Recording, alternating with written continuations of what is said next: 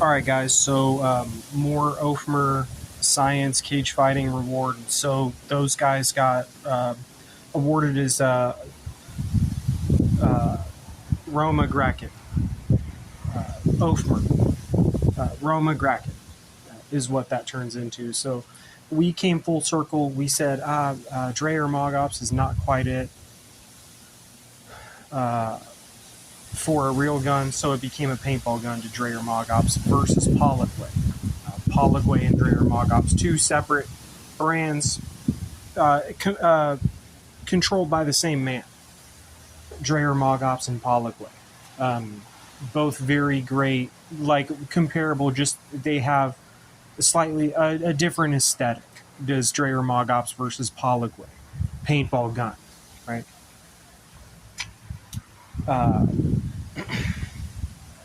Then we got let's see. What was the one I was thinking of that I really needed to talk about? Oh yeah, the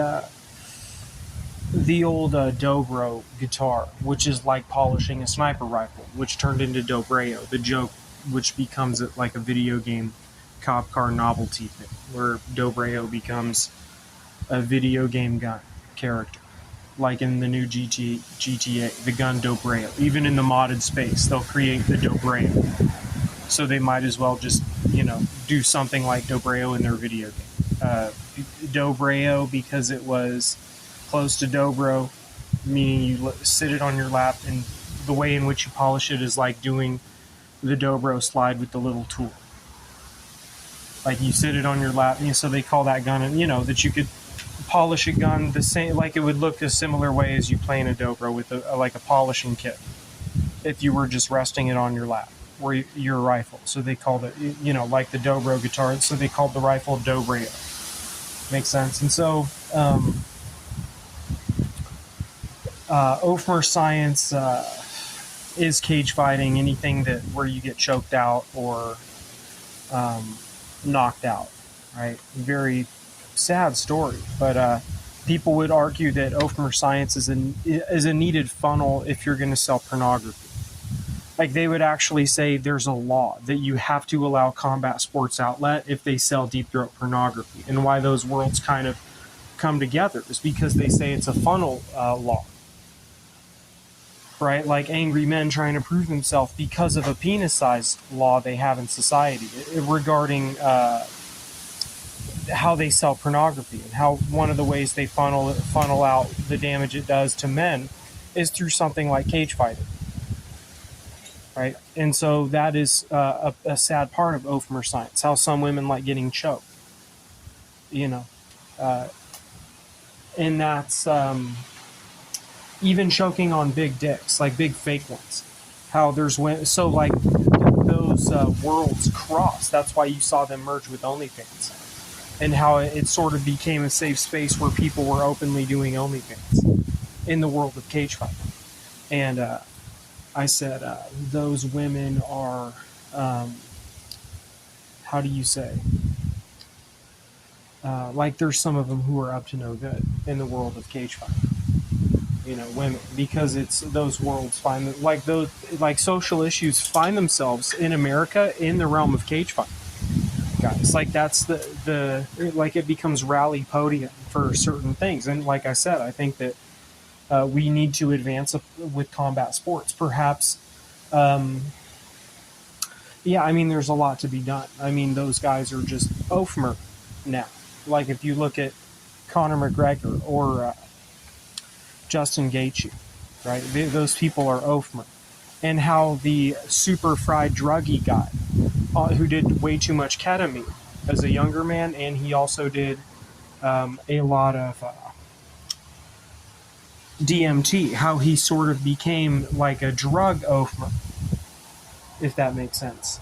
Like he looks like you could tell there was just he had druggy burnout, similar facial qualities to that of Ofmer, because what we learned in Ofmer was the jaws actually developed thicker, like more like a wide punching mitt, because they adapted to sparring, and why some of those guys developed very square jaws is like it's somewhat of a natural thing. Like if you have a natural tendency to have a thick looking jaw with high testosterone, right? And but then on top of that, it's actually your facial structure adjusting to taking punishment, and how that makes you look more like what is called an ophmer, meaning a very square jawed person with slightly crossed eyes and very ugly teeth, because you took damage in the ring so much already in sparring. How you actually condition your face and jaw, your nose, like you just become overall, your face, you just become a rounder punching mitt for a face as time goes on, because you get flattened by it basically, and you have high testosterone. And so that's the world we're living in, is Ophmer for Peyronie's funneling. Likely that entire system is that is cage fighting is literally just a Peyronie's warfare tool. Likely they're just funneling men into that, right? And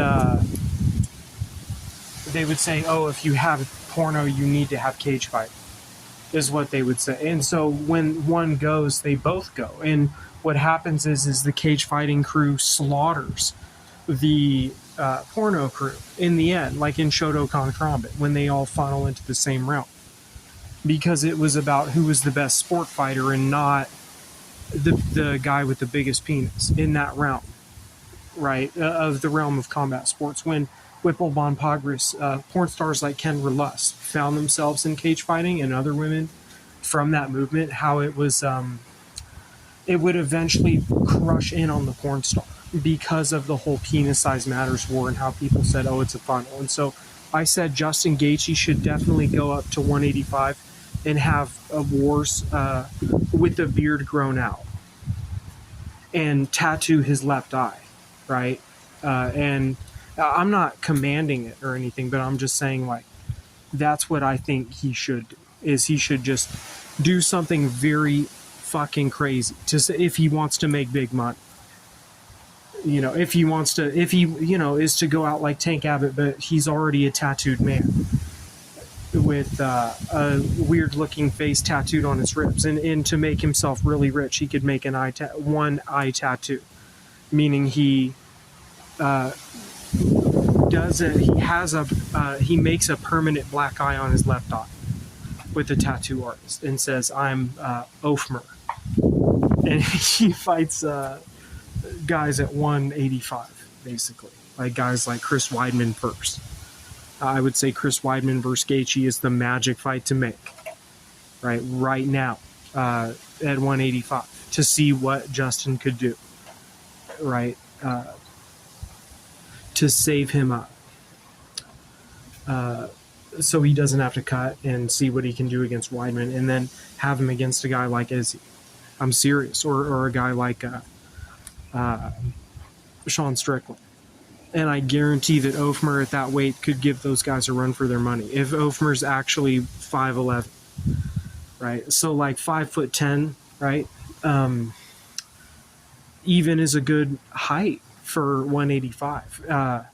You just have to know when to lunge in, right? That's really the science, is you just have to be like, that's what Daniel Cormier was so good at, guys, is he was just really good at covering distance like it was a wrestling shot, but it was easier because he was upright. Like his hips were really trained for that. His ability to go down and up, like change levels and come up and blast. That was his way to get people to, and he would create a balance scramble from top to bottom with his strikes. And that's why Cormier was so good. It was covering distance. And so I think Gaethje, because he suffered a knockout, I think it's a great time for Ophmer science to find itself, saying, let's see what he can do, and let's give him some big super fights at 185 to make him a goof clown, you know, to make him a clown. Like he gets knocked out in the end by Alex Pereira at 185. They say he knocks out Izzy, he knocks out Strickland, and he knocks out poor Weidman in an ugly way. Like really hurts Chris Weidman bad. Does the new Ophmer Gaethje, who grows a big Tank Abbott, a big Johnny Hendricks beard, cuts his top skull like Tank Abbott, and then tattoos a black eye on his left eye, to always have a black eye, to always be marked as a very dangerous, dumb human, a combat mule, you know. And he's like, I gave my life to the science of this, and I'm going to blast my way through these last 3 at 185 and make a gigantic pile of cash because of what happened with Copper Brea and Workers' Pride and all of it, you know, and the OnlyFans thing and all of it, and how I was a single guy for a long time. And then what if he finds out they find out, oh, wait, Gaethje might have peyronie's, if they even tried to start that, you know what I mean? And so they need to have him in the main event of something like, even like an FBQ match. But I would say do an MMA fight with Sean Strickland at 5 rounds. Drop the Costa fight, or have him fight Costa. But I would say, actually, in more reality, hook him up with Weidman first and see what he does there. Because if he can blap Weidman with ease at 185, then I would say put him in there with Issy to give him a wild chance. Like, even if he gets knocked out, he's Ofmer, right? Give him Covington at 185. You have 4 fun fights at 185 with Ofmer, because it's over, Dana. Like, look at what we know what's going to happen if he stays at 155. He's going to get he's going to get obliterated. Say, Justin, we're going to hook you up with big safety zone millionaire status if you just become Ofmer. Tattoo your left eye and grow a full beard and shave your top head, right? And you will make a pile of cash at 170 or 185. I prefer 185 after him dealing with a knockout that serious. Okay, I would say go ahead and give him a fight at 185. Give him Weidman, or give him Covington at 185. Say, this is a big fight, dude. Like, even give him, if they could manage it, give him Usman at 185. You know, in a big fight, but preferably, I would say do Weidman. Give him Weidman and see where he can get.